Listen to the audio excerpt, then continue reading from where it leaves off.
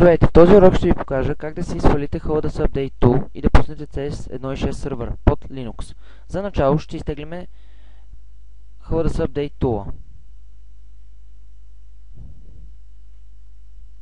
След това ще приложим нужните права върху Update Tool. Време е да отворим самия Update Tool. Тук се съгласяваме с общите условия и така нататък. Пишеме Yes. След което ни казва, че е готово. Време е да започнем да сваляме самата платформа.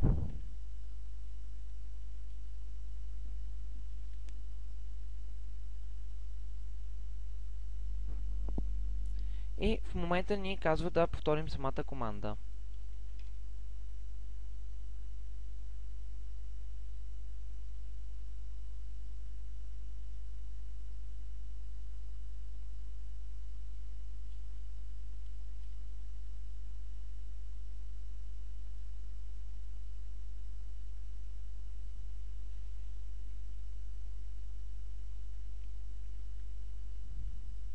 Ето започна да сваля. Ще се видим след малко. Ето, че платформата се изтегли и сега е време да пуснем сървъра. Пишем следната команда screen a-m така нататък. И ако не тръгне, съответно при мен няма screen команда, защото не съм я инсталирал. Браво на мене. Аз си мислех, че е стандартна команда. Поне до сега, където съм работил, се е имал командата. 27.0. Порта няма значение.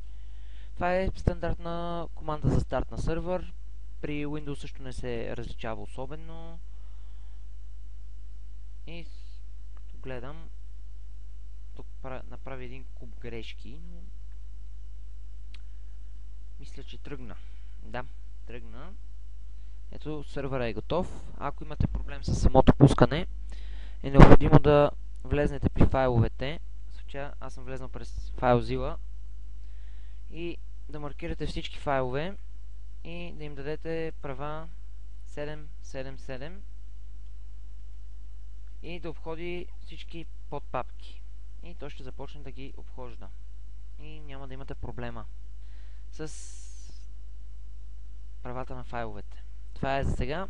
Ако имате въпроси, питайте.